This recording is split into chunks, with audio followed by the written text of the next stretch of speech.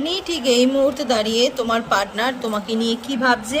মেজা arcana throw, card throw দেখবো। হ্যাঁ, চলো দেখিনি ঠিক এই মুহূর্তে দাঁড়িয়ে তোমার পার্টনার তোমাকে নিয়ে কি ভাবছে।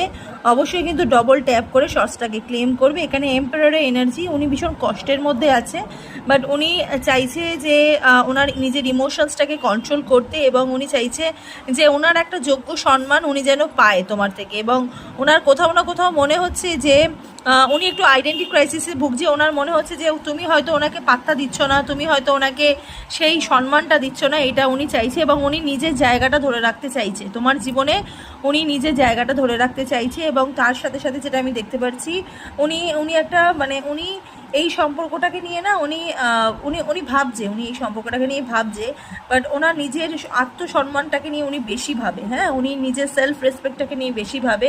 ভালোবাসা থেকেও ওনার যে সেলফ রেসপেক্টটা ওনার কাছে হয়তো বেশি বড়। God bless.